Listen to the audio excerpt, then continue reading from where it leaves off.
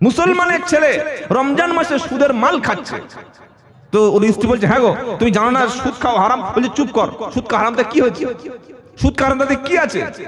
আমি রমজান মাসে বসে আছি, কোনো কাজ নেই, সুদ খেলে সমস্যা কি? এবার একটা কথা শুনুন, কোরআন শোনাচ্ছে রোজা সিয়াম ফরজ করেছি কিসের জন্য? মুত্তাকি হওয়ার জন্য। বলেন সিয়াম ফরজ করেছে আল্লাহ কিসের জন্য? মানুষ যাতে পরেজগার হতে পারে। সাহারির সময় শেষ, আজান হয়ে গেছে, সকাল 7টা বাজে, এক গ্লাস পানি দিলে খাবে। জোরে বলুন, কেন খাবে না? ও জানে খেলে রোজা থাকবে না। জোহরের নামাজের পরে কলিজা ফেটে যাচ্ছে, ওযু করতে গেছে, পানি গলা পর্যন্ত নিয়েছে, ভিতরে এক ফোঁটা দেবে? জোরে বলেন, ভিতরে গেলেও ও ছাড়া কেউ জানবে না। ও শুধু আল্লাহর ভয়ে এক ফোঁটা পানি খাবে না। কেন খাবে না? ও জানে খেলেই রোজা থাকবে না। অন্ধকারে গেলে ঘরের পিছনে গিয়ে ছাদের উপরে উঠে ঘরের দরজাটা বন্ধ করে 2 পিস রসগোল্লা কিংবা 2টো সিঙ্গাড়া, একটু আলু আর একটু ভালো চপ খেয়ে নিলে, মুড়ি খেয়ে নিলে, ইমাম পর্যন্ত জানতে পারবে না, বিবি জানতে পারবে না, কিন্তু খাবে না। তার কারণ খেলে রোজা। জোরে বলুন, খিদে যতই লাগুক না কেন খাবে না, আর তৃষ্ণা যতই লাগুক না কেন পানি পান করবে না। ও জানে পানি খেলে রোজা আরো ভেঙে যায়, আর খাবার খেলে রোজা নষ্ট হয়। তাই রোজা এটাও শিক্ষা দিচ্ছে, যতই তৃষ্ণা লাগুক তুমি রোজা ভার বয়ে পানি যেমন খাচ্ছ না, যত ক্ষুধা লাগুক না কেন তোমার রোজা ভেঙে যাওয়ার ভয়ে তুমি এক ফোঁটা খাবারও ভিতরে খাচ্ছ না। রোজা এটাও শিক্ষা দিয়ে গেল, তোমার যত অভাব থাকুক না কেন 1 টাকারও সুদের মাল যেন খেও না। তোমার যত অভাব থাকুক না কেন হারাম ইনকামে 1 টাকাও যেন নিও না।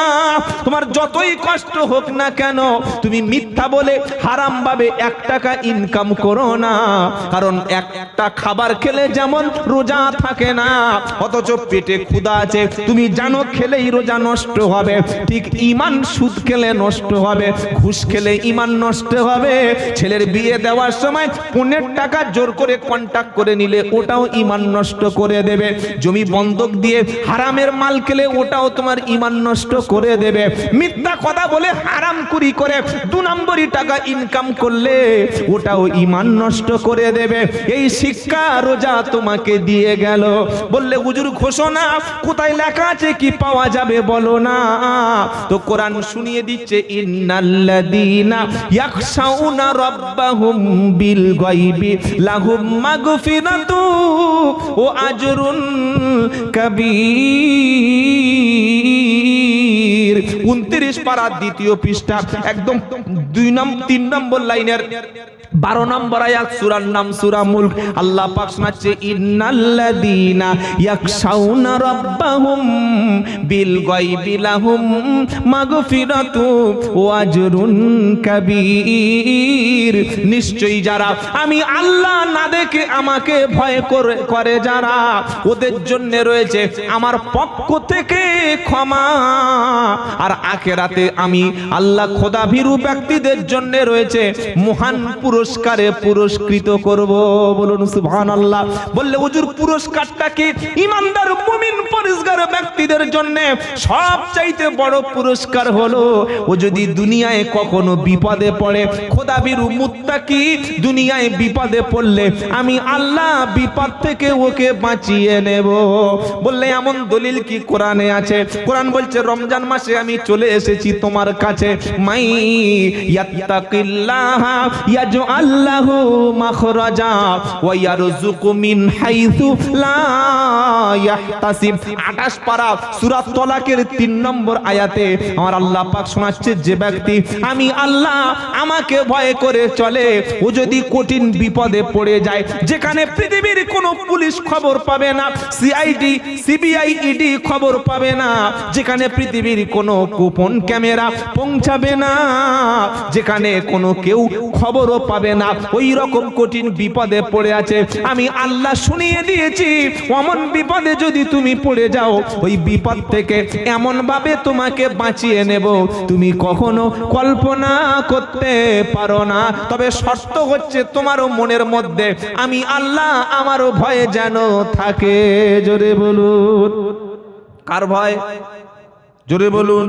বিবির ভয়, বাচ্চার ভয়, পাড়ার প্রতিবেশী ভয়, হারাম ইনকামের ভয়, সম্মান চলে যাওয়ার ভয়, চাকরি ছেড়ে যাওয়ার ভয়, পয়সা যদি 2 পয়সা ইনকাম কম হয়, বাড়ি যদি না বড় করতে পারি, গাড়িটা যাতে দামি না কিনতে পারি, দুনিয়ায় যদি আমার গুলি খেয়ে মরতে হয়, আমাকে যদি জেল খাটতে হয়, আমাকে ফাঁসিতে যদি চড়তে হয়, এমন ভয় কখনো মুমিন ব্যক্তি করে না। কারণ মুমিন ব্যক্তি আল্লাহর উপরে ঈমান যখন এনেছে, তখন ঈমানের শর্ত হচ্ছে কি, ইন্নাল্লাহ আশতারা মিনাল মুমিনিনা আনফুসাহুম ওয়া আমওয়ালাহুম বিআন্না লাহুমুল জান্নাহ ইউকাতিলুনা ফি সাবিলিল্লাহি ফায়াকতুলুনা ওয়া ইউকতালুন ওয়াদান আলাইহি হাক্কান ফিত তাওরাতি ওয়াল ইনজিলি ওয়াল কুরআন। সূরা তাওবা 11 পারা 3 নম্বর পৃষ্ঠা, একদম 11 নম্বর লাইনের 111 নম্বর আয়াত। আল্লাহ পাক শোনাচ্ছে, আমি আল্লাহ জান্নাতটা বিক্রি করে দিয়েছি, আর আমার ঈমানদার মুমিন ব্যক্তি তারা জান্নাতটা খরিদ করে নিয়েছে। সুবহানাল্লাহ বলুন। মরে গেছে বললে হাফেজ সাহেব এক খতম পড়ে দাও, আর আমার বাপটাকে এবার জান্নাতে কি করে পাঠাতে হয় পৌঁছে দাও। রোজা ছিল বললে না, নামাজ বললে না, কদর চিনতো না, দাড়ি নাই, টুপি নাই, আরে মসজিদে ওকে কেউ চিনতো না। ওরকম লোকের এক খতম পড়িয়ে জান্নাতে পাঠিয়ে দেবে, এরকম যদি সহজে জান্নাতের কন্ট্রাকচুয়াল কোনো সিস্টেম থাকতো, তাহলে পয়সাওয়ালা লোক কি আর কেউ জাহান্নামে যেত? মরে গেছে 40-এর মিলাদ পড়ে শুধু জান্নাতে পার করে দেবে। নামাজ, রোজা, হজ, যাকাত নাই, কোনোদিন কোটি কোটি টাকার মালিক ছিল, একটা টাকাও মাদ্রাসায় যাকাত দেয়নি, একটা টাকা কোনোদিন কুরবানি করেনি, জীবনে কোনোদিন হজে যায়নি, জীবনে কোনোদিন আরে জুমার নামাজটুকু কাজা করে শুয়ে আছে। বললে কেন? আমার যা পয়সা আছে বসে বসে খাবো, ও জুমার নামাজ আমার পড়ে কোনো দরকার নেই, ফালতু সময় নষ্ট হবে। এই লোকের মরণের পরে কি চলছে? 40-এর মিলাদ। আর আমার যদি ডাকে 40-এর মিলাদ, যদি জানতে পারি 20,000 টাকা দেবে, আমার দোয়াটা ছোট হবে না বড় হবে? বড় মানে এত বড়, সেখানে ধরবো আর একবার সেই বসিরহাট ব্রিজে গিয়ে শেষ হবে। ইটিনটায় দোয়া শুরু, বসিরহাট ব্রিজে গিয়ে শেষ। রব্বানা যালামনা আনফুসানা। আল্লাহ বলছে ফেরেশতা দেখ, ফেরেশতা বলছে আল্লাহ কোনদিন তো এত চিল্লায় না, এত বড় চিল্লাচ্ছে কেন? কিছুই বুঝতে পারলাম না। আল্লাহ বলছে ফেরেশতা হিসাব করে জিজ্ঞাসা কর ক টাকা কন্ট্রাক্ট, বললে 20,000, বললে ওই জন্য এত চিল্লাচ্ছে। 20,000 কন্ট্রাক্ট চিল্লালে কম হবে না জোরে হবে? জোরে বল। মাদ্রাসা থেকে ধরে ধরে ছাত্রদের ভর্তি করে দিচ্ছে, মাদ্রাসার ছেলেদেরকে কোরআন শিখিয়ে দিচ্ছে, মাদ্রাসার ছেলেদেরকে নামাজ শিখিয়ে দিচ্ছে, ওস্তাদরা ওযু শিখিয়ে দিচ্ছে, ওস্তাদরা গোসলটা শিখিয়ে দিচ্ছে, ওস্তাদরা দাড়ি রাখার নিয়মটা শিখিয়ে দিচ্ছে, ওস্তাদরা কোরআনটা সহি করে শিখিয়ে দিচ্ছে, বাপ মার সঙ্গে কি ব্যবহার করতে হবে মাদ্রাসা থেকে শেখাচ্ছে, হারাম খাবে না, সুদ খাবে না, মাদ্রাসা থেকে শিক্ষা দিচ্ছে, গ্রামের লোকের সঙ্গে কি ব্যবহার করতে হবে মাদ্রাসা থেকে শিক্ষা দিচ্ছে। সারা জীবন মাদ্রাসার সঙ্গে দুশ্মনী করে মরণের পরে মাদ্রাসা থেকে হাফেজ সাহেব তুলে এনে 500 টাকা হাফেজের পকেটে পুরে দিয়ে 20,000 টাকার মৌলবি ভাড়াটে দোয়া করে তুমি জান্নাতে যদি চলে যাও, তাহলে ফেরাউন তো জান্নাতে আগেই যাবে পয়সাওয়ালা। ফেরাউন কলেমা পড়েছিল জানেন? জানেন না জানেন আগে বলুন। বলছে আমার আব্বা মরণের সময় কলেমা পড়ে। বলে শুনেছি? বলে হ্যাঁ শুনেছি। বললে কি করে শুনলি? বলছে লা করতে করতে মরে গেছে। তো লা করলে কলেমা? পাগলা কথাকার। কোনদিন মসজিদে কলেমা পড়েছে শুনেছি? কোনদিন কোরআনের মজলিসে লা ইলাহা ইল্লাল্লাহ জিকির করেছে? কোনদিন জীবনে আলেমদের সোহবতে বসে কোরআন শিখেছে? কোনদিন কোন আলেমের কাছে কলেমা শুনিয়েছে? মনের পরে গলায় ট্যাবলেট আটকে গিয়ে আ করছে, বলছে ওটাই কলেমা পড়ে মরে গেছে। তো ফেরাউন তো কলেমা পড়েছিল, জানা আছে? 11 পারা সূরা ইউনূস 90 নম্বর আয়াত খুলুন। যখন পানি চতুর্দিক থেকে এক হয়ে গেছে, নোনা পানি গলার ভিতরে ঢুকে গেছে, ফেরাউনের পেট পুরো পানি খেয়ে ফুলে গেছে, বলছে আন্নাহু লা ইলাহা ইল্লাল্লাযী আমানাত বিহি বানু ইসরাঈল। ও আল্লাহ, একটু আগে মুসার যে সমস্ত উম্মতেরা কলেমা পড়ে নদী পার হয়ে চলে গেছে, ওই কলেমা আমি পড়ছি, আর ওয়ানা মিনাল মুসলিমিন, আমি একজন মুসলমান। আল্লাহর সঙ্গে সঙ্গে বলছে আল আন, এখন ওকাদ আসাইতা লাইসা ক্বাবলু ওয়া কুনতা মিনাল মুফসিদিন। তোর এই মরণের আগ পর্যন্ত তুই সন্ত্রাসী ছিলিস, ইসলামী আন্দোলনের বিরোধী ছিলিস, নবীর দুশমন ছিলিস, মুসা নবীর সঙ্গে সারা জীবন শত্রুতা করেছিস। একটু আগে কলেমা পড়ার জন্য নবীকে মেরে পানিতে ফেলে দিয়েছিস। নবী কলেমার দাওয়াত দিয়েছে বলে তাকে দেশ থেকে বিদেশে তুই পাঠিয়ে দিয়েছিস, আর আমাকে কলেমা বোঝাতে এসেছিস। আমি আল্লাহ তোকে মারবো, তবে তোর লাশটাকে আমি সংরক্ষণ করব। কিয়ামত পর্যন্ত কুকুরে খাবে না, শিকলে খাবে না, হাওরে খাবে না, কুমিরে খাবে না, ইভেন তোর লাশটা নষ্ট হবে না, আমি আল্লাহ এরকম রেখে দেব। তাই মাদ্রাসা হচ্ছে কলেমা শেখানোর জায়গা, কোরআন শেখানোর জায়গা, দিন শেখানোর জায়গা। বাড়িতে যদি ছেলে থাকে নিয়ত করুন রোজার পরে, সওয়াল মাস থেকে ভর্তি তো, সওয়াল মাস থেকে রোজার পরে ঈদ হয় কোন মাসে? সওয়াল মাসে চাঁদ উঠলে। রমজানে ঈদ হয় না, সওয়াল মাসের 15 তারিখ থেকে মাদ্রাসা ভর্তি চালু হয়। আপনার ছেলে স্কুলের নাম থাক, সাথে সাথে কোরআনটা শিখে নিন, ঈমান শিখে নিন, দিন শিখে নিন। প্রত্যেকটা বাড়িতে যেন একটা আলেম তৈরি হতে পারে, হাফেজ তৈরি হতে পারে।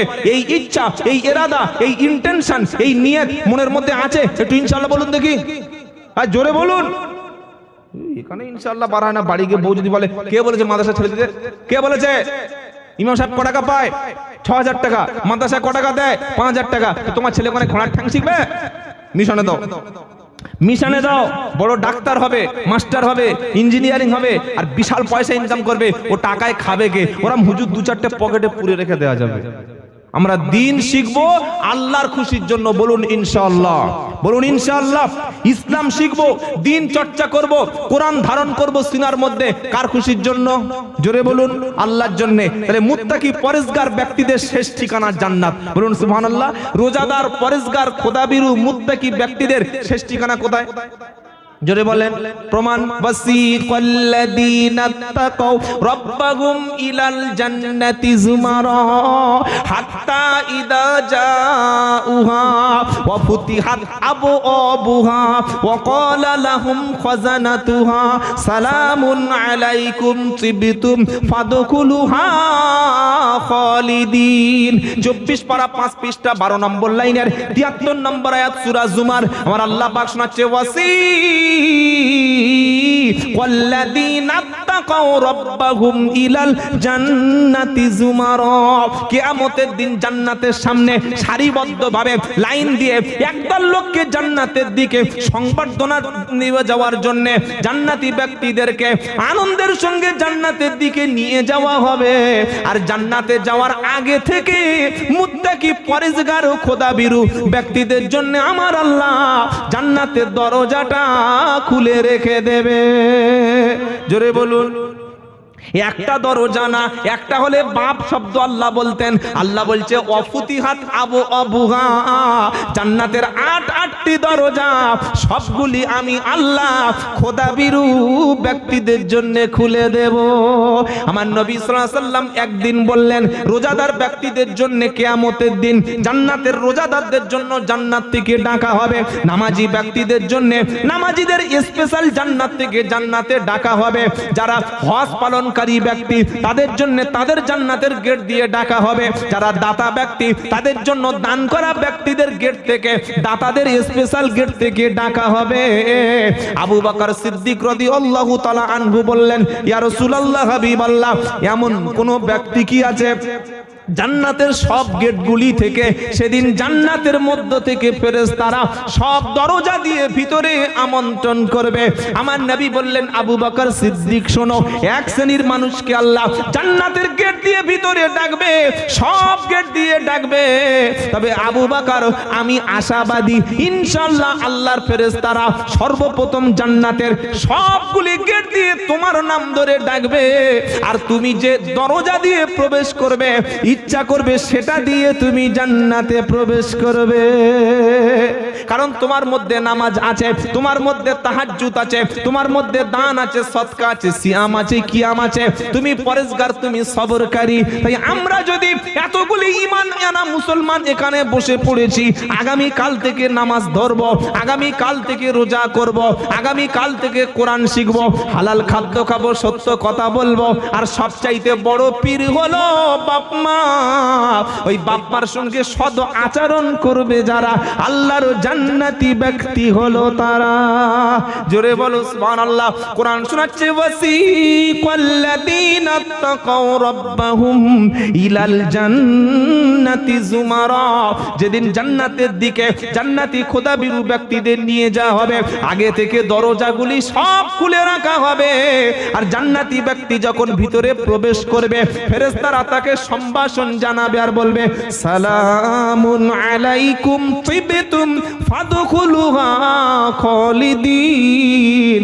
এই জান্নাতের মধ্যে তুমি থাকো, তোমার উপরে শান্তি আর শান্তি, এটাই হলো চিরস্থায়ী থাকার জায়গা। জুড়ে হবে না?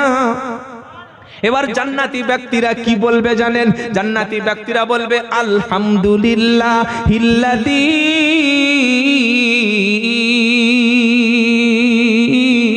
সমস্ত প্রশংসা সেই আল্লাহর, আলহামদুলিল্লাহিল্লাযী ওয়াদানা সাদাকা, সমস্ত প্রশংসা সেই আল্লাহর যে আল্লাহ সত্য প্রতিশ্রুতি দিয়েছিল জান্নাতের, আমি সেই সত্য জান্নাত পেয়ে গেছি। সুবহানাল্লাহ বলুন। আল্লাহ যে প্রতিশ্রুতি দিয়েছিল সেই প্রতিশ্রুতি আজকে মিলে গেছে। কারা? যারা দিনে সিয়াম রাখতো আর রাতে কিয়াম করতো। দিনে কি রাখতো? সিয়াম, রোজা, আর রাতে কিয়াম মানে তারাবি, রাতে দাঁড়িয়ে দাঁড়িয়ে নামাজ পড়তো, রাতে আল্লাহর খুশির জন্য জাগতো, দিনে আল্লাহর খুশির জন্য সিয়াম করতো। আল্লাহ পাক শোনাচ্ছে এবার জান্নাতি ব্যক্তিদেরকে যখন ভিতরে প্রবেশ করিয়ে দেওয়া হবে, আমি আল্লাহ জান্নাতি ব্যক্তিদের মধ্য থেকে, মনের মধ্য থেকে আমি আল্লাহ হিংসা বিদ্বেষ দূর করে দেব। কারণ যত ভালো ডাক্তার হোক, যদি জিজ্ঞাসা করেন ভাই ওই আরেকটা ডাক্তার কেমন, ওর কাছে গিয়েছো নাকি? গিয়েছিলে? বললে হ্যাঁ। বলে ভাগ্য ভালো তুমি আমার কাছে এসছো, ও যা ডাক্তারও এমনি মেরে দিত।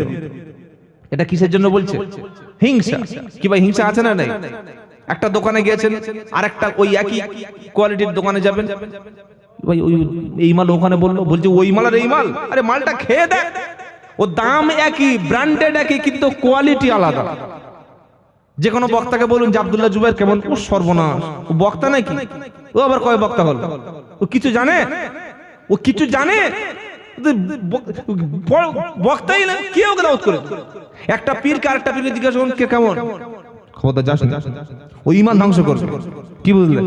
ওই পীর খারাপ, আমি ভালো, আরেকটা বক্তা ও খারাপ, আমি ভালো, আরেকটা ইমাম সাহেব ও খারাপ, আমি ভালো। এরকম হিংসা মনের মধ্যে কম বেশি আপনাদের নাই, কিন্তু আমার তো কম বেশি অল্প আছে। আপনারা যে একদম খাঁটি লোক দেখে বোঝা যাচ্ছে। কি বুঝলেন? হিংসা আপনাদের নাই, সব ভালো মানুষ। হিংসা বিদ্বেষ থাকা মানে আমল ধ্বংস হয়ে যাবে। মনের মধ্যে হিংসা রাখবেন, আমল করবেন, আমল এমনি ধ্বংস হয়ে যাবে। তবে যারা হাক্কানি পীর, হাক্কানি আলেম, খাঁটি মানুষ, খাঁটি মুমিন, তারা হিংসা বিদ্বেষ মুক্ত হয়। বলুন সুবহানাল্লাহ, বলুন সুবহানাল্লাহ। তারা ঐক্য চায়, তারা ভালোবাসা চায়। একজন আলেম আরেকটা আলেমকে সম্মান করবে, একজন পীর আরেকজন পীরকে সম্মান করবে, একজন নামাজি আরেকজন নামাজিকে সম্মান করবে, একটা মুসলমান আরেকটা মুসলমানকে সম্মান করবে, একটা ডাক্তার আরেকটা ডাক্তারকে রেসপেক্ট করবে, একজন শিক্ষিত আরেকজন শিক্ষিত ব্যক্তিকে স্নেহ করবে। এটাই তো নবী শিখিয়ে গেছেন। সে তোমার মতের না হলে তুমি জাহান্নামী কাফের বলে দেবে, সে তোমার পক্ষে না থাকলে তুমি তাকে জাহান্নামের মধ্যে ঠেলে পাঠিয়ে দেবে, কাফের বলে ফতোয়া দেবে। আর এই ফতোয়াবাজি করে করে বাংলাদেশও ধ্বংস, আমাদের পশ্চিম বাংলায় এখনো শুধু ফুলঝুরি চলছে। ও কাফের, ও জাহান্নামী, ও বাতিল, আমি হকের উপরে আছি। কি ভাই শুনছেন আপনারা? এটা যেন আমরা না করি, আমরা না করি। আমরা সকলে হিংসা বিদ্বেষ মুক্ত জীবন যাপন করব, বলি ইনশাআল্লাহ। দাড়ি আছে, টুপি আছে, পাঞ্জাবি আছে, নামাজ আছে, রোজা আছে, কিন্তু মনের মধ্যে প্রচন্ড হিংসা। আপনি কি করবেন ওই নামাজ দিয়ে? আপনি তাহাজ্জুদ পড়ে করবেনটা কি? আপনি হজ করে গাড়ি থেকে নেমে অন্তরে হিংসা নিয়ে বাড়ি ফিরে এসেছেন। আপনি যখন পাথর ছুঁড়ে মেরেছেন শয়তানকে, তখন তো হিংসাটা ফেলে দেওয়ার দরকার ছিল। আপনি যখন মিনাতে গিয়েছেন, মুজদালাফায় গিয়েছেন, আরাফাতে যখন গিয়ে থেকেছেন, ওখানে তো হিংসা ছেড়ে দিয়ে আসা ছিল। কাবা শরীফে যখন হাজরা আসওয়াদের চুমা খেয়েছেন, ওখান থেকে মনের ভিতর থেকে হিংসা দূরে সরে যাওয়া দরকার ছিল। আপনি রমজান মাসে একটি মাস রোজা রেখেছেন, ওখানেই তো হিংসাকে কবর দেওয়া দরকার ছিল। আমাদের মনের মধ্যে হিংসা বিদ্বেষ না ছাড়তে পারলে আমরা ভালো মুসলমান দূরের কথা, ভালো মানুষই কখনো হতে পারবো না। আর ভালো মানুষ নয় যে মুসলমান দূরের কথা, মানুষ নয়, জানোয়ারের মধ্যে পড়েছে। হিংসা ছাড়বো, বলুন ইনশাআল্লাহ, বলুন ইনশাআল্লাহ। কোরআন শোনাচ্ছে ওয়ানাযা'না মা ফি সুদুরিহিম মিন গিল্লিন তাজরি মিন তাহতিহিমুল আনহার ওয়া ক্বালু আলহামদুলিল্লাহিল্লাযী হাদানা লিহাযা। জান্নাতে যাওয়ার পরে প্রথমে কি পরিস্থিতি হবে শুনুন। জান্নাতে যাব সকলে ইনশাআল্লাহ বলুন। আরে বলুন না ইনশাআল্লাহ। খালি দুটো আমল করবেন রমজানে, আজ যাই হোক রোজা রাখছেন, তারাবি পড়ছেন, সব করুন, কিন্তু রোজা রাখে অবস্থায় কোনো বড় গুনাহের কাজ করবেন না। ইনশাআল্লাহ আল্লাহ আপনার জান্নাত দিয়ে দেবেন, বলুন ইনশাআল্লাহ। কোরআন কি শোনাচ্ছে?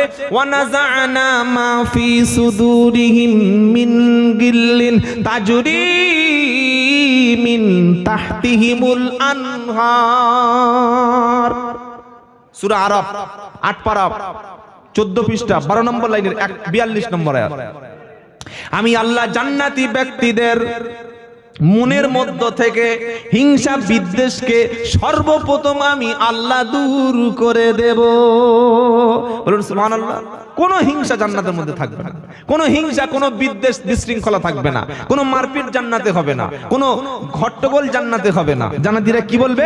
ওয়াকালুল হামদুলিল্লাহিল্লাযী হাদানা লিহাদা। সমস্ত প্রশংসা সেই আল্লাহর, যে আল্লাহ আমাকে হেদায়েত দান করেছিলেন। আল্লাহ হেদায়েত করেছিলেন বলে জান্নাত পেয়ে গেলাম। হেদায়েত করেছেন কে? আল্লাহ। আল্লাহ যদি হেদায়েত না করতো জান্নাত পেতাম? আরে ভাই বলছেন না কেন? হেদায়েত আল্লাহ করেছেন বলে মাথায় টুপি এসেছে, হেদায়েত করেছে বলে তবে মুসলমান হয়েছি, হেদায়েত করেছে বলে তবে কোরআন শুনেছি, হেদায়েত করেছে বলে তবে কলেমা পড়েছি, হেদায়েত করেছে বলে তবেই তো রোজা রেখেছি। সেদিন বান্দা বলবে ওয়ামা কুন্না লিনাহতাদিয়া লাউলা আন হাদানাল্লাহ লাকাদ জাআত রুসুলু রাব্বিনা বিল হক। জান্নাতি ব্যক্তিরা বলবে আল্লাহ যদি আমাকে হেদায়েত না করতেন আমি কখনো হেদায়েত পেতাম না। আল্লাহ যদি আমাকে সঠিক রাস্তা না দেখাতেন কখনো সঠিক রাস্তা পেতাম না। লাকাদ জাআত রুসুলু রাব্বিনা বিল হক। আল্লাহর পক্ষ থেকে সত্য রাসূল আমাদের কাছে এসেছিল বলেই তবেই সঠিক পথ পেয়ে গেলাম। আল্লাহ পাক সেদিন জান্নাতীদের ডেকে বলবে ওয়ানুদু আনতিল কুমুল জান্নাতু উরিস্তুমুহা বিমা কুনতুম তা'মালুন। হে জান্নাতি ব্যক্তিরা, তোমরা আল্লাহর ইবাদত করেছিলে, সারা জীবন সঠিক পথে চেয়েছিলে, আমি আল্লাহ জান্নাতের ওয়ারিস বানিয়ে দিলাম। আর এখানে চিরস্থায়ী থাকবে, আর কোনো দুঃখ কষ্ট তোমাদের থাকবে না। জোরে বলুন সুবহানাল্লাহ। এই জান্নাতে যাওয়ার জন্য একটা সুযোগ এসেছে রমজানে। দিনে সিয়াম হবে আর রাতের বেলা কিয়াম হবে। কথা মনে থাকবে ইনশাআল্লাহ। তো কিয়ামটা কি? কোরআন শোনাচ্ছে ওয়াল্লাযীনা ইয়াবিতুনা লিরাব্বিহিম সুজদান ওয়া কিয়ামা ওয়াল্লাযীনা ইয়াকুলুনা রাব্বানা সরিফ আন্না আযাবা জাহান্নাম ইন্না আযাবাহা কানা গরামা। 19 পারা 4 পৃষ্ঠা 12 নম্বর লাইনের 68 নম্বর আয়াত সূরা ফুরকান। আল্লাহ পাক শোনাচ্ছে আমার খাঁটি বান্দাদের নমুনা। রাত যখন গভীর হয় তারা কোনোদিন রাতে ঘুমায় না। ওয়াল্লাযীনা ইয়াবিতুনা, তারা রাতে বেলা জাগে কার জন্য? লিরাব্বিহিম, রবের জন্য। রাত জেগে তারা কি করে? মোবাইলে গেম খেলে, রাত জেগে মোবাইলে খারাপ ছবি দেখে, রাত জেগে মোবাইলের মধ্যে সময় নষ্ট করে না। ইমানদার বান্দাদের নমুনা ওয়াল্লাযীনা ইয়াবিতুনা লিরাব্বিহিম সুজদান ওয়া কিয়ামা, সিজদা দেয় নামাজে আর কিয়ামা, দাঁড়িয়ে দাঁড়িয়ে কিয়াম করে, দাঁড়িয়ে দাঁড়িয়ে নামাজ পড়ে। আর নামাজের পরে তারা কেঁদে বলে ওয়াল্লাযীনা ইয়াকুলুনা রাব্বানা সরিফ আন্না আযাবা জাহান্নাম। আল্লাহ জোহরের নামাজ পড়েছি, ফজর পড়েছি, আসর পড়েছি, মাগরিব পড়েছি, এশা পড়েছি, রব্বানা আমার মনে হয় না যে নামাজগুলো আমাকে জাহান্নাম থেকে বাঁচাবে। আল্লাহ রাত্রেবেলা আবার তোমার ঘরে এসেছি, হাত দুটো ভিক্ষুকের মতো তুলেছি, আমার গুনাহগুলি ক্ষমা করে দাও, আমার দিনের নামাজগুলিকে কবুল করে দাও, আমার সেহরি কবুল করে নাও, আমার ইফতার কবুল করে নাও, আমার তারাবিগুলো কবুল করো রব্বানা। আরে একবার যদি তুমি কবুল না করো আমি ধ্বংস হয়ে যাব, আমি কখনো জান্নাতি হব না। যারা দেখবেন সারা মাস তারাবি পড়ে, সারাটি মাস যারা রোজা করে, সারাটি মাস যারা কোরআন পড়ে, ওরা চায় না কখনো রোজা শেষ হয়ে যাক। ওরা চায় রব্বানা তারাবি ঠিক মতো হলো কি হলো না, সাহরি ঠিক মতো হলো কি হলো না, ইফতার ঠিক মতো হলো কি হলো না। ওরা নামাজ নিয়ে, রোজা নিয়ে, কোরআন তেলাওয়াত নিয়ে ব্যস্ত থাকে।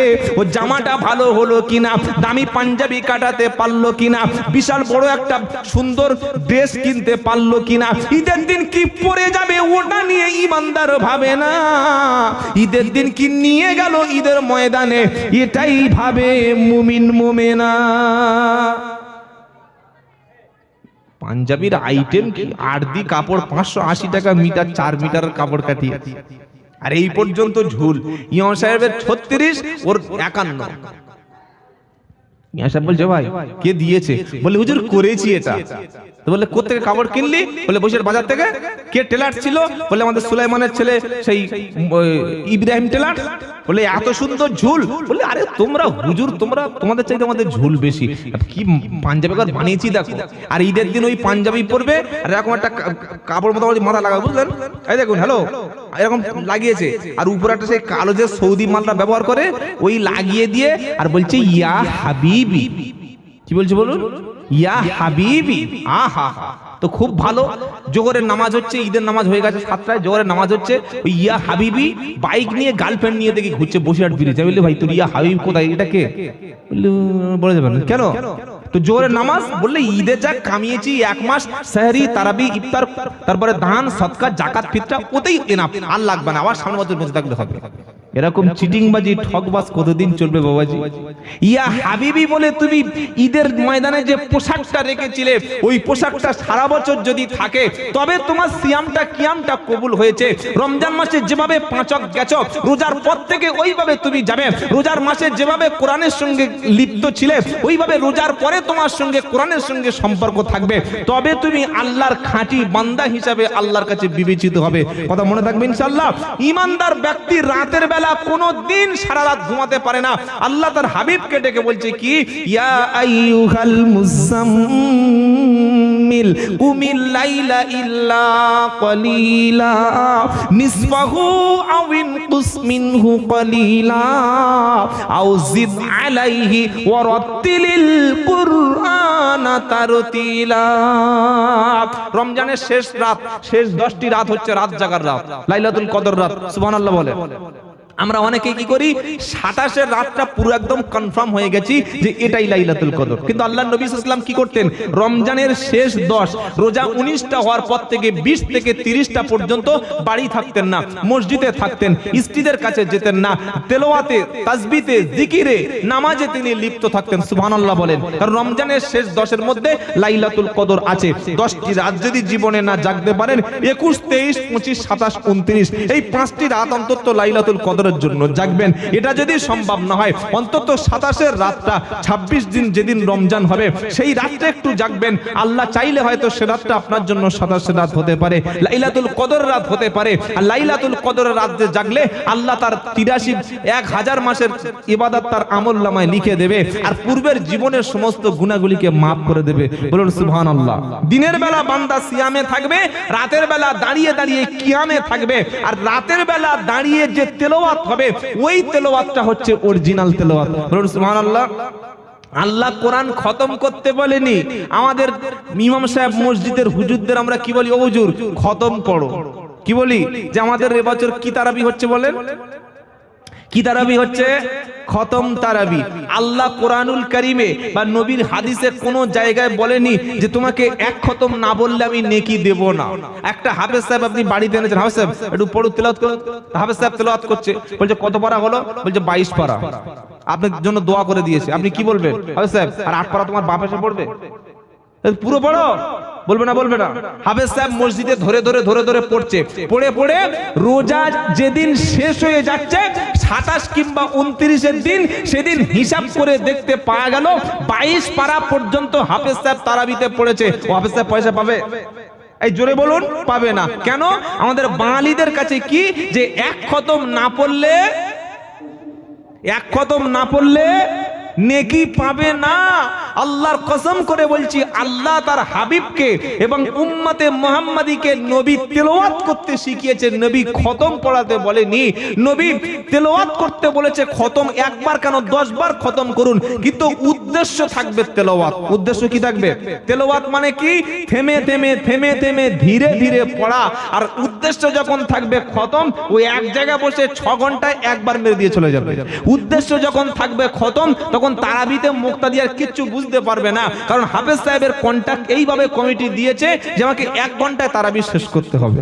আমাকে 1 ঘন্টা দেরি করলে আমার সামনে দিন আবার কথা শুনতে হবে। এটা হচ্ছে খতম। আর নবীর সুন্নাত কি? চলে এসেছে।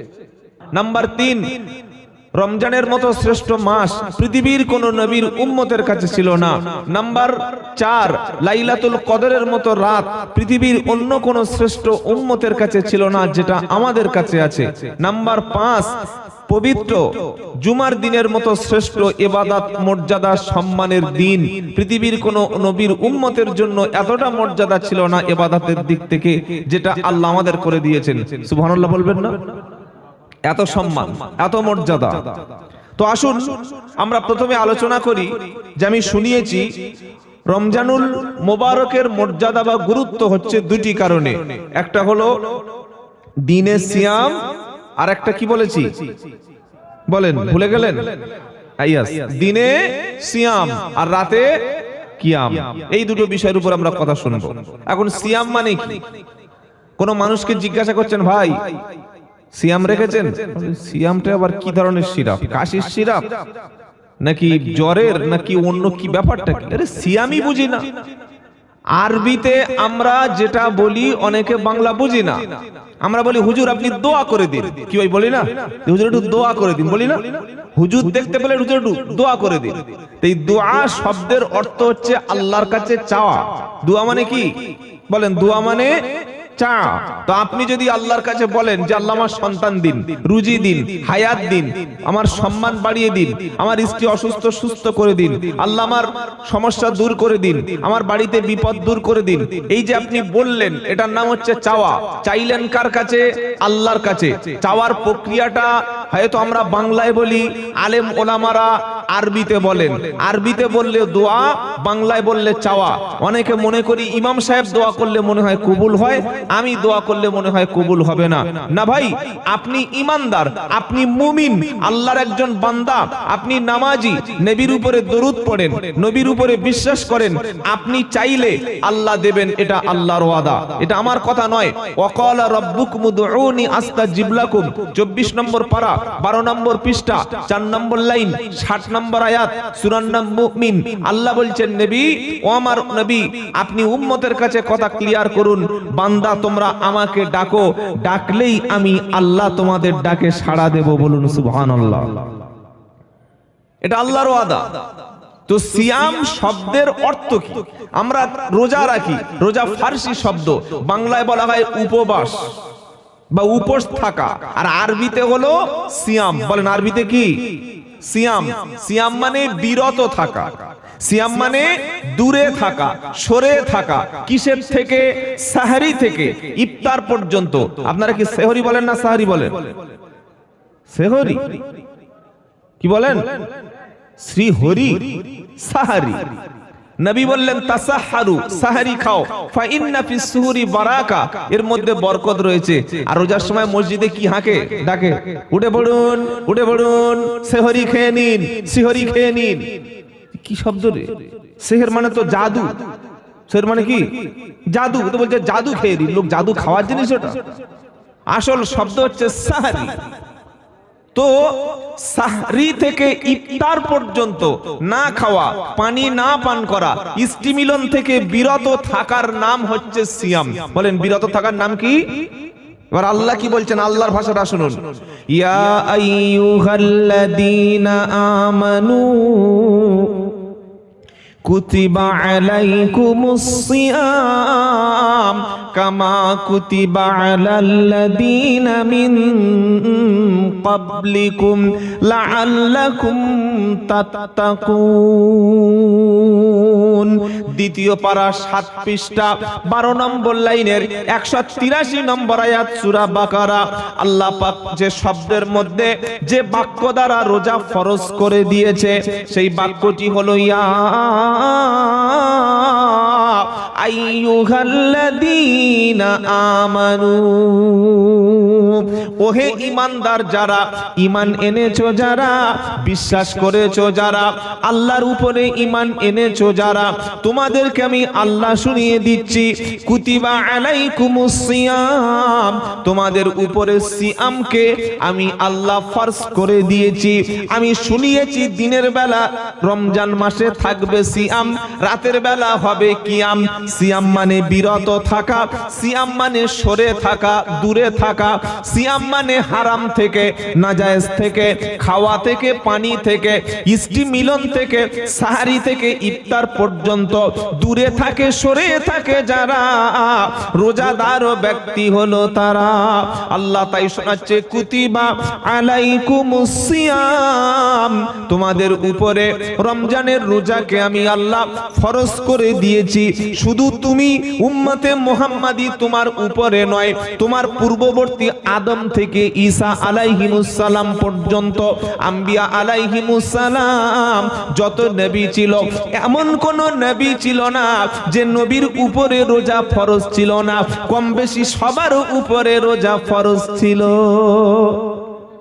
শুধু আমাদের উপরে নয়, প্রত্যেকটা নবীর উপরে যাকাত কম বেশি কিছু না কিছু নিয়ম ছিল, প্রত্যেকটি নবীর উম্মতের উপরে কম বেশি কিছুটা না কিছু নামাজ ছিল, প্রত্যেকটি নবীর উম্মতের উপরে রোজাটা আল্লাহ পাক কিছু না কিছু বাধ্যতামূলক করে দিয়েছিল, প্রত্যেকটা নবীর উম্মতের উপরে কুরবানিটা কিছুটা না কিছু বাধ্যতামূলক করে দিয়েছিল।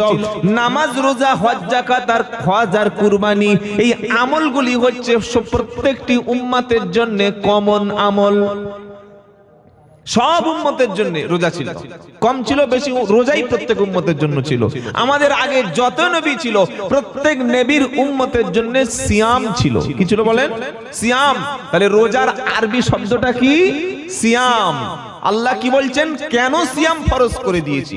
আমি যে সাহারি থেকে ইফতার পর্যন্ত 12 ঘন্টা, 14 ঘন্টা, কোথাও 15 ঘন্টা, কোথাও 16 ঘন্টা, কোথায় 18 ঘন্টা, কোথায় ডিগ্রি 45 টেম্পারেচার, কোথায় 42, কোথায় 33, সারা পৃথিবীর সমস্ত দেশের মুমিন মুসলমানদের জন্য যে সিয়াম বা রোজাকে আমি আল্লাহ ফরজ করে দিয়েছি, এটা দেওয়ার পিছনে উদ্দেশ্য একটা আছে। উদ্দেশ্যটা কি?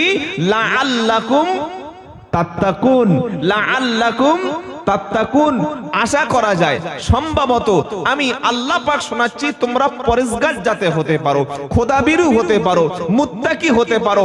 তোমরা রোজা রাখার ফলে তোমরা পরিবর্তন হবে, তোমাদের মধ্যে তাকওয়া আসবে, খোদাভীরুতা আসবে, তোমরা আরো বেশি তাকওয়া অর্জন করবে। এই তাকওয়া অর্জন করে মুত্তাকি পরেজগার হওয়ার জন্যই আমি আল্লাহ রোজা ফরজ করে দিয়েছি। বলুন সুবহানাল্লাহ। তাহলে রোজা আমাদের উপরে ফরজ হওয়ার উদ্দেশ্য হচ্ছে আমরা যেন মুত্তাকি হতে পারি। কি হতে পারি বলেন? মুত্তাকি। আর আল্লাহ যে জান্নাতের ওয়াদা রেখে দিয়েছেন ওই জান্নাতটা খোদাভীরু ব্যক্তির জন্য। আল্লাহর দিকে যারা ভয় করে তাদের মুত্তাকি বলা হয়। বলেন, আল্লাহর দিকে যারা ভয় করে তাদেরকে কি বলে? মুত্তাকি। আর মুত্তাকি ব্যক্তিদের জন্য আল্লাহর জান্নাত। সুবহানাল্লাহ বলেন। কোথায় আছে? কোরআন শোনাচ্ছে ওয়া উজলিফাতিল জান্নাতু লিল মুত্তাকিনা গায়রা বাঈদ হাদা মা তুআদুনা লিকুল্লি আওয়াবিন হাফিজ মান খাশিয়ার রাহমানা বিল গায়ব ওয়া জাআ বিকলবিন মুনিব উদখুলুহা বিসালাম যালিকা ইয়াউমুল খুলুদ লাহুম মা ইয়াশাউনা ওয়া লাদাইনা মাজিদ। 26 পারা সূরা কফের 18 31 নম্বর আয়াতে 18 পৃষ্ঠায় 13 নম্বর লাইনেতে আল্লাহ পাক শোনাচ্ছে ওয়া উজলিফাতিল জান্নাতু লিল মুত্তাকিনা গায়রা বাঈদ। তাহলে রোজা আল্লাহ ফরজ করেছে কিসের জন্য? আমরা যাতে মুত্তাকি হতে পারি। কি ভাই শুনছেন আপনারা? কথাটা বুঝুন, অল্প কথা শুনুন, দুটো বুঝে বাড়ি যাবেন। রোজা ফরজ করে দিয়েছে আমাদের মধ্যে খোদাভীরুতা আসবে, পরেশগারিতা আসবে, তাকওয়া অর্জন করব এজন্য। এখানে কি শব্দ আল্লাহ বলছেন? ওয়া উজলিফাতিল জান্নাতু লিল মুত্তাকিনা গায়রা বাঈদ। আমি আল্লাহ কিয়ামতের দিনে আমি আল্লাহ জান্নাতটাকে মুত্তাকি ব্যক্তিদের কাছাকাছি করে দেব। অর্থাৎ মুত্তাকি পরেশগার ব্যক্তিদের জন্য যে জান্নাতের কথা শুনিয়েছি, ওই জান্নাত একেবারে মুত্তাকি ব্যক্তিদের কাছে থাকবে। পরেশগার ব্যক্তিরা জান্নাতের কাছেই থাকবে। পরেশগার খোদাভীরু ব্যক্তিগুলিকে আমি আল্লাহ জান্নাত থেকে মোটেই দূরে রাখবো না। সুবহানাল্লাহ বলুন। আজকে যারা রোজার সঙ্গে জুড়ে আছে, মাদ্রাসার সঙ্গে যারা জুড়ে আছে, আলেম ওলামাদের সঙ্গে সোহবতে আছে যারা, কোরআনের সোহবতে আছে যারা, নামাজের সোহবতে আছে যারা, তারাবির সোহবতে আছে যারা, রোজা সোহবতে আছে যারা, জান্নাতের কাছাকাছি থাকবে সেদিন তারা। জোরে হবে না? এবার কাদের জন্য জান্নাতের ওয়াদা? তো কোরআন শোনাচ্ছে হাদামা তুআদুনা লিকুল্লি আওবিন হাফিজ। আমি আল্লাহ শুনিয়ে দিয়েছি মুত্তাকি পরেশগার খোদাভীরু ব্যক্তিগুলিকে জান্নাতের কাছাকাছি সেদিন আমি আল্লাহ রেখে দেব। আর ওই জান্নাতে ওয়াদা করেছি কাদের জন্য? হাদামা তুআদুনা লিকুল্লি বিন হাফিজ। প্রত্যেক ওই ব্যক্তিদের জন্য জান্নাতের ওয়াদা। কোন ব্যক্তিদের জন্য? দুটি গুণ যাদের মধ্যে থাকবে। বলেন কটা গুণ? একটু জোরে বলেন। কথা বললে তবে কথা মাথায় ঢুকবে, তবে কিছু নিয়ে বাড়ি যেতে পারবেন। দুটি গুণ অর্জন করবে যারা, জান্নাতের প্রতিশ্রুতি পাবে তারা। দুটি গুণ বলেন কটি? দুটি। এক নম্বর কি? কোরআন শোনাচ্ছে হাদামা তুআদুনা লিকুল্লি আওয়াবিন হাফিজ। প্রথম হচ্ছে আওয়াব হবে যারা। আওয়াব কাদের বলে? আমি আল্লাহর দিকে আগিয়ে আসবে যারা, আমি আল্লাহ যখন ডাকবো আমি ডাকার আগে আসবে যারা, আওয়াব হলো তারা। আজানের আগে মসজিদে আসবে যারা, রোজার সময় ডাকার আগে উঠে সাহারিতে হাজিরা দেবে যারা, মাদ্রাসা কমিটি জাকাতের টাকা আপনার বাড়ি যাওয়ার আগে জাকাতের টাকাটা মাদ্রাসায় পৌঁছে দেবে যারা, আলেম ওলামারা হক কথা বলার আগে সেটা শুনে আমল করবে যারা, পাপ করে কেউ ডাকবে না, নিজের মন থেকে আপনি আল্লাহর দিকে দ্রুত ধাবিত হবেন। প্রত্যেকটি ভালো কাজে আল্লাহর দিকে দ্রুত ধাবিত হবে যারা, আমার আল্লাহ শোনাচ্ছে আওয়াব হলো তারা, যারা আল্লাহর দিকে ধাবিত ব্যক্তি। সুবহানাল্লাহ বলুন। আল্লাহর দিকে ঢলে থাকবে, ইসলামের দিকে ঢলে থাকবে, ইসলামের দিকে তার মুখটা থাকবে, ইসলামের দিকে তার ধ্যানটা থাকবে, ইসলামের দিকে তার অর্থ থাকবে, তার জান, তার মাল, তার শ্রম, তার বিবেক, তার চিন্তা, তার ভাবনা, তার বুদ্ধি, তার মেধা, জন্ম থেকে মৃত্যু, খাওয়া, ঘুমানো, সমস্ত চিন্তা ভাবনা সবটুকু আল্লাহর দিকে ধাবিত থাকবে যারা, আওয়াব হলো তারা। বলুন সুবহানাল্লাহ। আল্লাহর দিকে ধাবিত ব্যক্তি। আর দু নম্বর কি? লিকুল্লি আওয়াবিন হাফিজ। আর প্রত্যেকটি পাপ থেকে নিজেকে হেফাজত করবে যারা, গুনাহের কাজ সামনে দেখবে সঙ্গে সঙ্গে চোখটা নামিয়ে নেবে, অপরাধ দেখার পরে নিজেকে অপরাধ থেকে গুড়িয়ে নেবে যারা, প্রত্যেকটি গুনাহকে নিজের থেকে গুনাহ থেকে নিজেকে হেফাজত করবে যারা, আল্লাহ বলছেন অমন জান্নাতের প্রতিশ্রুতি পাবে তারা। তো কি প্রতিশ্রুতি পাবে? দুটি গুণ থাকবে। কটা গুণ বলেছি? একটা হচ্ছে আল্লাহর দিকে ধাবিত হওয়া। কার দিকে বলেন? আল্লাহর দিকে, নামাজ রোজা দিন ইসলাম আলেম ওলামা এদের দিকে সব সময় ধাবিত থাকবো, বলেন ইনশাআল্লাহ বলেন। আর 2 নম্বর হচ্ছে গুনাহের কাজ, পাপের কাজ, অন্যায়ের কাজ, আল্লাহর ব্যাপারে সীমালঙ্ঘন করার কাজ থেকে নিজেকে হেফাজত করতে পেরে যারা নিজের চোখকে হেফাজত করব, নিজের কানকে হেফাজত করব, জুবানকে হেফাজত করব, নিজের মোবাইলকে হেফাজত করব, নিজের কথাকে হেফাজত করব, নিজের হাঁটা চলা ফেরা প্রত্যেকটি ব্যাপারে পাপের কাজ থেকে নিজেকে হেফাজত করতে পারে যারা, তারা মুত্তাকি, তারা পরেজগার, বলুন সুবহানাল্লাহ। সারাদিন রোজা রেখেছি, জোহরের সময় নামাজ হয়ে গেছে, উচিত ছিল বসে বসে কোরআন তেলাওয়াত করা, আমার উচিত ছিল বসে বসে নবীর উপরে দরুদ পড়া। জোহরের নামাজ থেকে আসর পর্যন্ত 2.5 থেকে 3 ঘন্টা লম্বা টাইম মিলেছে, এত সময়টা কিভাবে পাস হবে? কোরআন পড়ুন, দরুদ পড়ুন, জিকির করুন, সময় পাস হয়ে যাবে। দেখছে পকেটে ছিল দামি মোবাইল, রমজান মাসে মোবাইলটা বার করে নাটক দেখতে শুরু করলো, রিলস ভিডিও দেখতে শুরু করলো, নারীদের উলঙ্গ উলঙ্গ ছবি দেখে কখন আসরের আজান হয়ে গেল খবর নাই। বলুন আপনি রোজা রেখেছেন, রোজা রাখা অবস্থায় আপনার চোখটা কিন্তু হেফাজতে নাই। যারা রোজা রেখে চোখ হেফাজত করতে পারে না, মুত্তাকি কিন্তু তারা না। মনে থাকবে কথা ইনশাআল্লাহ। কোরআন শোনাচ্ছে আমি আল্লাহ তাদের জান্নাত তাদের নিকটবর্তী করে দেব, জান্নাত আর তাদের মাঝখানে ব্যবধান রাখবো না। কারা? যারা আল্লাহর দিকে ধাবিত হবে আর পাপ থেকে নিজেকে হেফাজত করবে, তারা হচ্ছে হাফিজ, নিজের পাপকে হেফাজত করবে। এমন ব্যক্তিদের জন্য কি করা হবে? মান খাশিয়ার রহমান বিল গায়ব ওয়াজাআ বিকলবিন মুনীব। তাহলে জান্নাতে যাওয়ার জন্য 2টো গুণ হয়ে গেল, একটা আল্লাহর দিকে ধাবিত, 2 নম্বর পাপ থেকে নিজেকে বাঁচাবো, বলুন ইনশাআল্লাহ। যত রকমের পাপ আছে সমস্ত পাপ থেকে হেফাজত করব। 3 নম্বর কি? মান খাশিয়ার রহমান বিল গায়ব ওয়াজাআ বিকলবিন মুনীব। যে ব্যক্তি আল্লাহকে না দেখে ভয় করেছে আর বিনয় বিনম্র অন্তর নিয়ে আল্লাহর কাছে এসেছে। আল্লাহকে দেখে ভয় আলাদা, না দেখে ভয়টা আলাদা। সিসি ক্যামেরা আছে তাই এখানে মদ খাওয়া যাবে না, পুলিশ দাঁড়িয়ে আছে তাই এখানে কিছু করা যাবে না, গ্রামের সব মানুষ জানতে পারবে এটা গ্রামের মধ্যে করা যাবে না, কাস্টমার দেখছে তাই ওজনে কম দেওয়া যাবে না, আমার বিবি জানতে পারবে তাই এটা আমি কাছে রাখবো না। এটা হচ্ছে কাউকে দেখে ভয়। আর আল্লাহকে না দেখে ভয় করবে যারা, কোরআন শোনাচ্ছে মান খাশিয়ার রহমান বিল গায়ব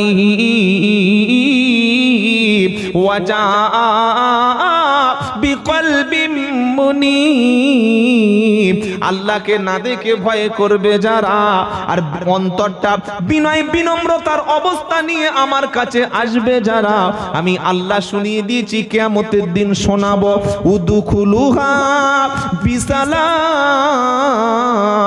তোমরা এই জান্নাতে প্রবেশ করো শান্তির সঙ্গে, আমার জান্নাতে প্রবেশ করো। দালিকা ইয়াউমুল খুলুদ, এটাই তোমার জন্য চিরন্তন থাকার দিন। সুবহানাল্লাহ বলেন। শান্তির সঙ্গে জান্নাতে প্রবেশ করো। প্রবেশ করবে কারা? বেরোজগার, পেটে যারা গ্যাস নিয়ে ঘুরছে। কি বুঝলেন? খালি ছুতো বললে পেটে গ্যাস, পেটে গ্যাস। আল্লাহ রোজা ফরজ করে দিয়েছে, সুস্থ মানুষ সবল মানুষ ছুতো খুঁজছে, অজুহাত খুঁজছে রোজা রাখবো না বলে। আর এরা আবার রোজা 15টা হলে 20,000 25,000 টাকা নিয়ে শপিং মলে শপিং করতে গেছে, মার্কেটিং করতে গেছে। বেরোজগার যারা, তারাবি পড়ে না যারা, রোজা করে না যারা, সাহারি করে না যারা, ইফতার করে না যারা, দিনে সিয়াম রাতে কিয়াম করে না যারা, ওরাই দেখবেন মার্কেটিং এ ব্যস্ত থাকে। ওদের নামাজের ঠিক নাই, রোজার ঠিক নাই, সৎকার ঠিক নাই, যাকাতের ঠিক নাই, কোরআনের ঠিক নাই, ঈমান আমলের ঠিক নাই, কিন্তু জামা কাপড় কেনার দিক থেকে কেনাকাটার দিকে 1 নম্বরে আছে। সবার কেনাকাটা করে দিয়েছে, নিজের জন্য 8টা 10টা কিনেছে, ছেলের জন্য কিনে দিয়েছে। কিন্তু যে আসল আমল না থাকলে, ঈমান না থাকলে, ইবাদত না থাকলে আপনার জন্য ঈদ না, তো আপনি ঈদের নামাজ পড়তে গেছেন, খুশি করতে গেছেন, আপনি খুশিতে আনন্দে লাফাচ্ছেন, ঈদ ঈদ ঈদ বলে একটা গান চালিয়ে দিচ্ছেন, ঈদ ঈদ ঈদ আনন্দের খুশি বলে লাফাচ্ছেন, অথচ আপনার তারাবিগুলো ঠিক হয়নি, আপনার সিয়ামগুলো ঠিক হয়নি, আপনার যাকাতের কোনো হিসাব নাই, আপনার রমজান মাসে ফিতরার কোনো হিসাব নাই, রমজান মাসে সাহরির কোনো হিসাব নাই, 5টা ওয়াক্ত নামাজ রমজান মাসে অন্তত জামাত সহকারে পড়ার দরকার ছিল, সেটাও কোনো হিসাব নাই, আর আপনি ঈদ ঈদ ঈদ করে লাফিয়ে যাচ্ছেন। তো লাফানো তো কোনো লাভ হবে না। কি ভাই লাভ হবে? মুত্তাকি ব্যক্তিদের জন্য আল্লাহ জান্নাতের দরজা খুলে দেবেন। সুবহানাল্লাহ। আল্লাহ দেখে ভয় যাতে মুমিনের দিলে আসে, এজন্য আল্লাহ রোজাকে ফরজ করে দিয়েছেন। সর্বোপরি আল্লাহ দেখে ভয় যার দিলে থাকবে সেই হচ্ছে মুমিন। কথা মনে থাকবে ইনশাআল্লাহ। কোরআন শোনাচ্ছে, ইয়া আইয়ুহাল্লাযীনা আমানুত্তাকুল্লাহা হাক্কা তুকাতিহি ওয়া লা তামুতুন্না ইল্লা ওয়া আনতুম মুসলিমুন। আল্লাহ দেখে কেন ভয় করতে হবে? চতুর্থ পারা 2 পৃষ্ঠা 3 নম্বর লাইনের 102 নম্বর আয়াত সূরা আল ইমরানে আল্লাহ আবার শোনাচ্ছে, ইয়া আইয়ুহাল্লাযীনা আমানুত্তাকুল্লাহা, ও ঈমানদারেরা আল্লাহকে ভয় করো, ভয় করার মতো তুমি ভয় করো, আর অতক্ষণ পর্যন্ত যেন তুমি মৃত্যুবরণ করো না, যতক্ষণ পর্যন্ত তুমি মুসলমান হবে না। মুসলমান না হয়ে গেলে কবরও কিন্তু ছাড়বে না। ছাড়বে? জোরে বলুন। আমি মসজিদ কমিটির সেক্রেটারি, আমি মাদ্রাসা কমিটির সদস্য, আমি কবরস্থান কমিটি ছিলাম, জলসা কমিটির ক্যাশিয়ার ছিলাম, আমি পীর সাহেবের ছেলে ছিলাম, মুফতি সাহেবের আব্বা ছিলাম, ইমাম সাহেবের ভাইপো ছিলাম, উমুক নেতা ছিলাম, উমুক এমপি ছিলাম, এসব কবর কিছু দেখে না। মুসলমান হয়েছে, ঈমান এনেছে, আল্লাহ দেখে ভয় করেছে, এমন ব্যক্তি কবরে গেলে কবরে তারও কোনো সওয়াল জবাব হবে না। জোরে বলুন। আল্লাহ বলছেন মুসলমান হয়ে এসো, মুসলমান হয়ে তুমি কবরে আসবে, মুসলমান না হওয়া পর্যন্ত মৃত্যুবরণ করো না। আর মুসলমান হওয়ার জন্য প্রথমে আপনাকে কোরআন শেখা ফরজ, কোরআন পড়া ফরজ, কোরআন তেলাওয়াত করা ফরজ, কোরআন গবেষণা করা ফরজ, আপনাকে দ্বীন ইসলাম ঈমান শিক্ষা করা ফরজ। আর দ্বীন ইসলাম ঈমান টিকিয়ে রাখার জন্য মাদ্রাসা প্রয়োজন। মাদ্রাসা ধ্বংস হবে, দ্বীন ধ্বংস হবে। আপনারা কি বলছেন বলুন? এই জলসা যদি 500 বছর না হয় ইসলামের কোনো ক্ষতি হবে না। হবে ভাই? বলুন হবে? হবে না। কিন্তু মাদ্রাসা যদি না থাকে দ্বীন ধ্বংস হবে, ঈমান ধ্বংস হবে, ইসলাম ধ্বংস হবে। আলেম যেদিন থাকবে না, ইমাম যেদিন থাকবে না, হাফেজ যেদিন থাকবে না, দ্বীনের পক্ষে কথা বলার আর কেউ থাকবে নাকি? কেউ থাকবে না। তাই কোরআন শোনাচ্ছে আমাকে দেখে ভয় করো। কার দেখে ভয় করো? জোরে বলুন। আবার আল্লাহ সূরা আল ইমরানের শেষে বলছেন, ইয়া আইয়ুহাল্লাযীনা আমানুসবিরু ওয়া সাবিরু ওয়া রাবিতু ওয়াত্তাকুল্লাহা লাআল্লাকুম তুফলিহুন। চতুর্থ পারা সূরা আল ইমরানের 200 নম্বর আয়াত, মানে সূরা আল ইমরানের একদম শেষ আয়াত। এখানে আল্লাহ বলছে আমার দেখে তোমার ভয় যেন দিলে থাকে। কেন? রোজা দিয়েছি তোমাদের মধ্যে ভীতি, খোদাভীরুতা আসার জন্য। ইয়া আইয়ুহাল্লাযীনা আমানুসবিরু ওয়া সাবিরু ওয়া রাবিতু।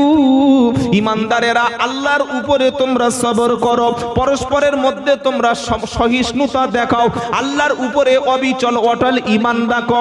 ওয়াত্তাকুল্লাহা, আল্লাহকে ভয় করো। লাআল্লাকুম তুফলিহুন, আশা করা যায় তোমরা সফল হবে। আবার সূরা মাইদায় আল্লাহকে ভয়ের ব্যাপারে নসিহত করছি, ইয়া আইয়ুহাল্লাযীনা আমানুত্তাকুল্লাহা ওয়াবতাগু ইলাইহিল ওয়াসিলাতা ওয়াজাহিদু ফি সাবিলিহি লাআল্লাকুম তুফলিহুন। 6 নম্বর পারা 12 নম্বর পৃষ্ঠা 12 নম্বর লাইনের 35 নম্বর আয়াত সূরা মাইদা। ওই ঈমানদারেরা আল্লাহকে ভয় করো, আর তোমরা ভয় করার পরে ওয়াবতাগু ইলাইহিল ওয়াসিলাতা, আমি আল্লাহর নৈকট্য অর্জনের জন্য নেক আমল তোমরা করো। ওয়াজাহিদু ফি সাবিলিহি, আর আমি আল্লাহ আমার রাস্তায় তোমরা সংগ্রাম করো। কার রাস্তায় সংগ্রাম হবে? বলুন কার জন্য? আমার দিকে তাকালে ওদিকে দেখছেন নাকি? এদিকে দেখুন। তো কোরআনের আয়াত তুলছে আপনি ওদিকে তাকিয়ে আছেন, হেদায়েত কোনোদিন হতে পারবেন না। খুব ভালো করে মনে রাখবেন, কোরআন হেদায়েত তারা হবে যারা কান দিয়ে শোনে আর স্থির থাকে, দিল দিয়ে ভাবে। এটা আমার কথা না, সূরা কফের 37 নম্বর আয়াত, ইন্না ফি যিকরা ইন্না ফি যালিকা লা যিকরা লিমান কানা লাহু কলবুন আও আলকা সামআ ওয়া হুয়া শাহীদ। আল্লাহ বলছেন এই কোরআন তাদের জন্য উপদেশ, তাদের জন্য হেদায়েত হবে, তাদের পরিবর্তন হবে। কারা? যালিকা লা যিকরা লিমান কানা লাহু কলবুন আও আলকা সামআ, যারা কান দিয়ে শোনে এবং যারা অন্তর দিয়ে ভাবে এবং যারা উপস্থিত থাকে তাদের জন্য কোরআন হেদায়েত হবে। অনেকে তো বাড়িতে বসে বসে জলসা শুনতে, যাওয়ার দরকার নেই, মাইক হচ্ছে শুনি। তো মাইকে যদি শোনার দরকার তাহলে বেকারে বক্তা তো বাড়ি থেকে তো এখন ইউটিউবে বক্তব্য করে দিলে শুনে নেওয়ার দরকার ছিল। কি বুঝলেন? এখানে থাকতে হবে এবং মন, ধ্যান, মেধা, প্রজ্ঞা সবটুকু আমার দিকে স্থির করুন, তবে মনে থাকবে। যখন কোনো বক্তার কথা শুনবেন, কথা বুঝতে না পারলে 20 বার শুনুন, আরো জিজ্ঞাসা করুন যে বলে গেল কি। আমার দায়িত্ব হচ্ছে বুঝিয়ে বলা, আপনার দায়িত্ব হচ্ছে বুঝে নেওয়া। আপনি যদি না বুঝে নেন আপনার ঠকে যেতে হবে, অন্যদিকে তাকাবেন না, আমার দিকে করুন। কোরআন কি শোনাচ্ছে? যে আল্লাহকে ভয়, আল্লাহর কাছে পৌঁছানোর জন্য তুমি নৈকট্য লাভের জন্য নেক আমল করো। আর 3 নম্বর হলো ওয়াজাহিদু ফি সাবিলিহি, আল্লাহ রাস্তায় সংগ্রামে লিপ্ত হও। বলুন সুবহানাল্লাহ। জান এবং মাল এ দুটি আল্লাহ রাস্তায় দিয়ে যদি সংগ্রাম করতে পারো, লাআল্লাকুম তুফলিহুন, আশা করা যায় তুমি সফল হবে, তুমি জান্নাতি হবে। সুবহানাল্লাহ বলুন। আজকের মুসলমানেরা সংগ্রাম করছে কার জন্য? নাস্তিকের জন্য, বেঈমানের জন্য, কাফেরের জন্য, সেকুলারিজমের জন্য, মানুষের তৈরি করা মতবাদ প্রতিষ্ঠার জন্য মানুষ লড়াই করছে। গতকাল ভাঁড়ে, আজকের মিনাখায় বেশ মোটামুটি 2-4টে লাশ পড়ার মতো অবস্থা হয়েছে। কি হয়েছে? এই মুসলমানের মধ্যে কিছু মনে করবেন না, আমি আব্দুল্লাহ জুবার পা দুটো ধরে বলে যাচ্ছি, আপনি CPM, Trinamool, ISF, BJP, Congress, forward block যা মন চায় তাই করুন, কিন্তু মুসলিম পাড়ার মধ্যে মুসলমানের ঘরে আগুন দেবে কেন? একজন ভাই আরেকজন ভাইয়ের পুকুরে বিষ মারবে কেন? একজন ভাই আরেকজন ভাইয়ের স্ত্রীকে ধরে টানাটানি করবে কেন? একটা মুসলমান আরেকটা মুসলমানের বিরুদ্ধে মিথ্যা মামলা দেবে কেন?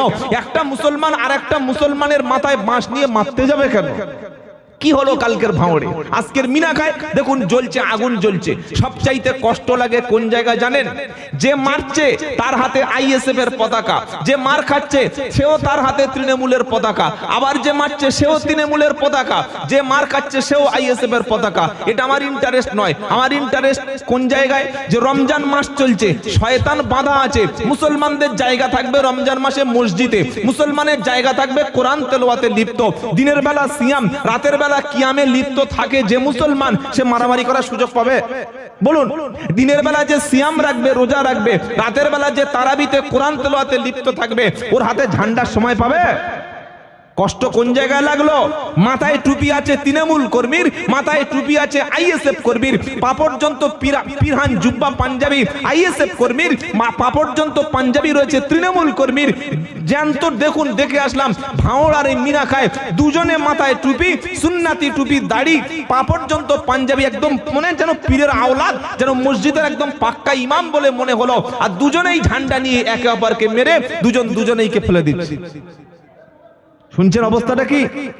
আমরা আল্লাহ আমাদের সংগ্রাম করতে বলেছে দিনের জন্য, আর আমরা সংগ্রাম করছি মানুষের তৈরি মতবাদ প্রতিষ্ঠা করার জন্য। যদি এই অবস্থায় মারা যায়, একে তো রমজান, তার উপরে মুসলমান, তার উপরে নিজের ভাইকে, তার উপরে রোজার অবস্থায়, জান্নাত পুরো টিকিট কনফার্ম হবে না? আরে বলছেন না কেন? দুনিয়ায় 2-4টা টিকিট না পেতে পারি, কিন্তু জান্নাতের টিকিট তো পাবো। কি বলছি, জান্নাতের পাবে না রমজান মাসে? কি শুনেছেন আপনাদের বক্তব্য? বাবা রমজান মাসে যদি কেউ মারা যায়, আল্লাহ তাআলা রমজানে মরলে তাকে জান্নাতের ব্যবস্থা করে দেবেন। এ বক্তব্য শোনেন নাই? এটা কি নতুন ভার্সন বার হলো নাকি? পুরাতন বক্তব্য। রমজানে মরলে জান্নাত। তো যে লোকটা পার্টির ঝান্ডা ধরে নিজের ভাইকে মারতে গেছে, হোক যে কোনো দল, সে জান্নাতে যাবে কি করে? আল্লাহর নবী কি বলেছেন? যদি কোনো ব্যক্তি তরবারি ধরে, একে অপরের বিরুদ্ধে লড়াইয়ের ময়দানে তরবারি ধরেছে, যে খুনি আর যে নিহত ব্যক্তি আর যে মারতে গেছে, উভয় জাহান্নামী। শুনছেন আপনারা? যে মারতে গেছে আর যে মরেছে দুজনেই জাহান্নামী। সাহাবারা বললেন হুজুর, যে কাতিল, যে হত্যাকারী, যে কিলার সে নয় জাহান্নামী, কিন্তু যে মরছে সে তো নির্দোষ, কেন সে জাহান্নামে যাবে? আমার নবী বললেন, শোনো, যে মারতে গেছে তার উদ্দেশ্যকে হত্যা করা, আর যে নিহত হয়েছে তারও উদ্দেশ্য ছিল এর বিরুদ্ধে মারামারি করা। ও মারতে পারে নাই, ও মাজলুম বা অথবা ও ভিকটিম, মারা গেছে তাই জাহান্নামে যাবে। ও মারতে এসেছিল, এ মারতে এসেছিল, যে জিতে গেছে সেই তো মারটা দিয়েছে। সুতরাং তওবা পড়ুন, এলাকা শান্ত রাখুন।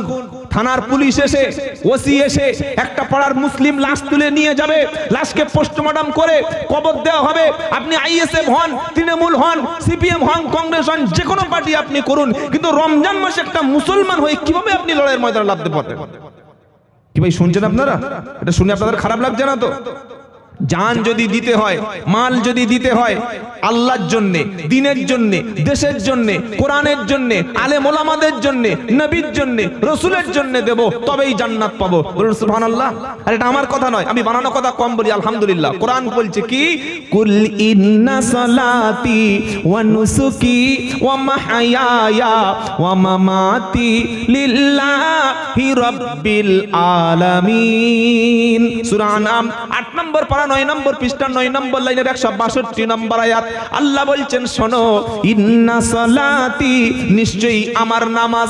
ইব্রাহিম নবীকে বলছেন, ইব্রাহিম বলো আলাইহিস সালাম। ইব্রাহিম নবী বলছেন কি, ইন্না সালাতি, নিশ্চয়ই আমার নামাজ, ওয়া নুসুকি, আমার কুরবানি, ওয়া মাহইয়ায়া, আমার হায়াত, ওয়া মামাতি, আমার মৃত্যু, লিল্লাহি রাব্বিল আলামিন, সবটুকু আল্লাহর জন্য নিবেদিত। বলুন সুবহানাল্লাহ।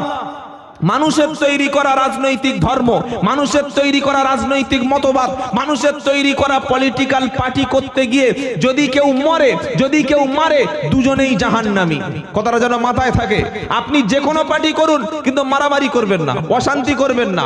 একই পাড়ায় বাস করেন, একই বুথে ভোট দেন, আরে আপনি যদি রাত 12টার সময় বিপদে পড়েন, কেউ আসবে না?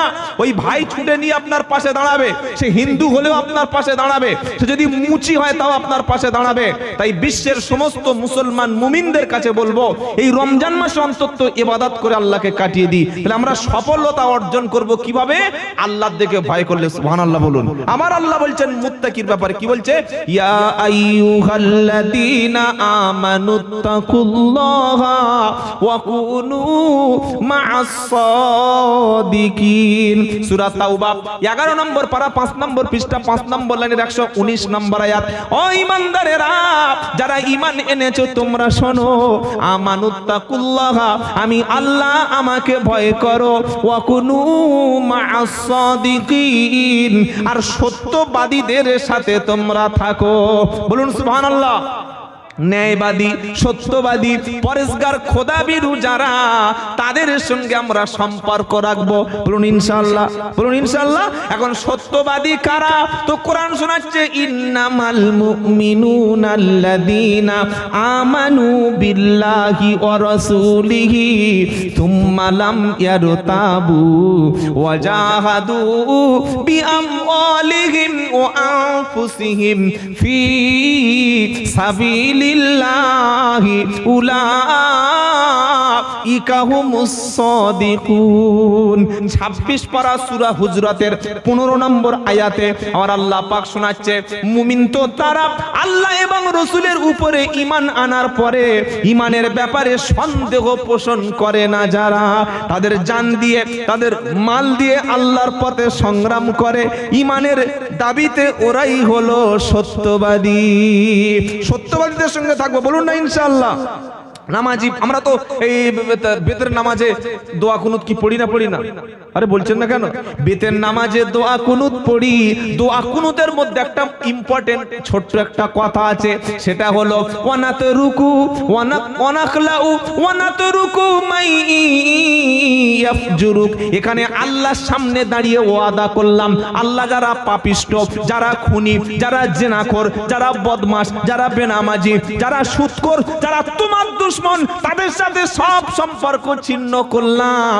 এটা একটু আগে দোয়া কুনুতে আল্লাহর সামনে ফিতরের নামাজে দোয়া কুনুতে পড়ে ওয়াদা করেছি, ওয়ানাখলাউ ওয়ানাতরুকু মাইয়াবজুরুক, আল্লাহ তোমার দুশ্মন যারা, পাপিষ্ট যারা, তাদের সঙ্গে কোনো সম্পর্ক রাখলাম না। আর নামাজের বাইরে সে সম্পর্ক আলেমদের সাথে কি আছে বলো, মাদ্রাসা ওয়ালাদের সঙ্গে কি আছে, কোরআনের সঙ্গে সম্পর্ক আছে কি বলো। বন্ধু লিস্টের মধ্যে যতগুলো বন্ধু আছে অধিকাংশ বেনামাজি, সুদখোর, ঘুষখোর, অধিকাংশ জেনাখোর। বন্ধু যদি করতে হয় আলেম ওলামাদের সঙ্গে করো, কারণ আলেমরা সবচাইতে আল্লাহকে বেশি ভয় করে। জোরে বলো সুবহানাল্লাহ। বললে হুজুর এটা গল্প বললে নাকি দলিল আছে? রমজান মাসে দলিল ছাড়া কোনো বাঁচা কথা চলে না। কোরআন শোনাচ্ছে ইন্নামা ইয়াখশাল্লাহা মিন ইবাদিহিল উলামা। 22 পারা 16 পৃষ্ঠা 13 নম্বর লাইনের 28 নম্বর আয়াত সূরা ফাতির। আমার আল্লাহ পাক শোনাচ্ছে, আমার বান্দাদের মধ্যে ডাক্তার পাবে, মাস্টার পাবে, ইঞ্জিনিয়ারিং পাবে, জ্ঞানী পাবে, গুণী পাবে, শিক্ষিত পাবে। আল্লাহকে দেখে কেউ আল্লাহকে অত ভয় করে না, কিন্তু আলেম সম্প্রদায় যারা, আমি আল্লাহর প্রকৃত আলেম যারা, আল্লাহকে দেখে সবচাইতে বেশি ভয় পায় তারা। জোরে বলুন সুবহানাল্লাহ। আলেম সম্প্রদায়ের হাতে 1 কোটি টাকা দিলে জীবনে আমানত নষ্ট করবে না। কোন আলেম আপনাকে মিসগাইড করে জাহান্নামে নিয়ে যাবে না। তাই এই মাদ্রাসা হচ্ছে আলেম তৈরির কারখানা। সুবহানাল্লাহ। এখন বলবেন না সারিকে বলবেন, জোরে বলুন। মাদ্রাসা হলো আলেম তৈরির, জোরে বলুন, কারখানা। তাই মাদ্রাসা টিকে থাকলে ঈমান থাকবে, তা না হলে ঈমান বলতে কিছু থাকবে না। তা না হলে হালাল কোনটা হারাম কোনটা কেউ রাখবে না। বললে হুজুর নমুনা, বিয়ে বাড়িতে খাওয়ার সময় অধিকাংশ মানুষ জিজ্ঞেস করে না হালাল না হারাম, কিন্তু একজন ইমাম যদি জানে এটা সুদখোরের বাড়ি, একটা মৌলবি যদি জানে পনের বাড়িতে বিয়ে হচ্ছে, একটা মৌলবি যদি জানতে পারে এটা পাকা লটারির টিকিটওয়ালার বাড়ি বিয়ে হচ্ছে, একটা মৌলবি যদি জানতে পারে বিয়ের পুরো টাকাটা পনের টাকা, ও মেরে ফেলে দিলে চাকরি চলে যাবে, ইমামতি চলে যাবে, কিন্তু সেখানে খাবে না, কারণ ওখানে বিসমিল্লাহ বলে খেলে ঈমান বলতে কিছু তার বাকি থাকে না। থাকবে নাকি? আরে বলছেন না কেন? আর আমরা মাথায় পাগড়ি দিয়ে যা আছে কপাল আছে বিসমিল্লাহ, মাটন, চিকেন, বিফ যা আসছে মাল ছাড়ছে না, চালিয়ে দিচ্ছে। কি বললেন? কারণ ভিতরে ঈমান নাই তো। আমল ভিতরে ইলম না থাকলে ও জানবে না যে কোনটা হালাল আর হারাম, কোনটা জায়েজ বা নাজায়েজ জানতেই পারবে না।